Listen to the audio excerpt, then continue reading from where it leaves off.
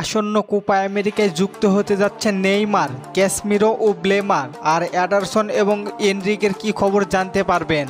Copa আমেরিকার জন্য 23 সদস্যের দল ঘোষণা করেছেন দরিবাল জুনিয়র। এই স্কোয়াডে বেশ কিছু তারকার জায়গা হয়নি, তবে সেই সব তারকাদের কপাল খুলতে যাচ্ছে। কনমেবল জানিয়েছে 23 সদস্যর পরিবর্তে 26 সদস্যর স্কোয়াড ঘোষণা করতে পারবে ল্যাটিনের দল।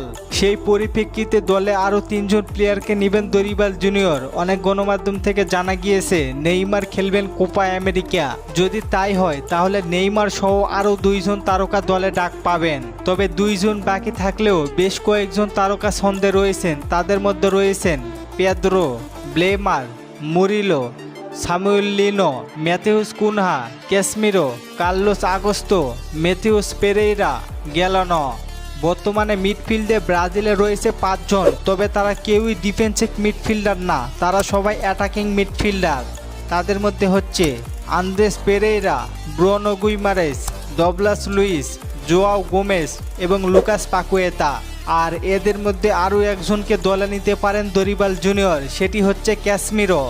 আর ডিফেন্সে যদি আরেকজনকে নেওয়া হয় তাহলে সবার চেয়ে এগিয়ে থাকবেন ব্লেমার। সাম্প্রতিক সময়ে ব্লেমার যথেষ্ট ভালো ডিফেন্ডার এবং সে প্রমাণ করেছে ব্রাজিল দলে।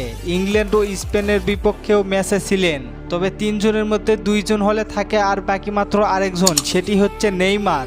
নেইমার এত বড় আসরে কোনোভাবে কোপা আমেরিকা মিস করতে রাজি না, তবে শুরুর একাদশে খেলবেন কিনা তা নিয়ে রয়েছে সংশয়। নেইমারের জন্য অনেক ভক্তরা অপেক্ষা করে রয়েছেন। নেইমার খেলবেন কোপা আমেরিকা। আবার আপনারা অনেকেই কমেন্ট করে বলেছেন কুতিনহোকে দলে ডাকা উচিত ছিল। ভাই, কুতিনহো আর আগের মতো সেই কুতিনহো নেই। আর Brazil football federation Saudi league কখনোই পছন্দ করেননি, আর আশা করা যায় সামনের দিকেও তেমন পছন্দ করবেন না।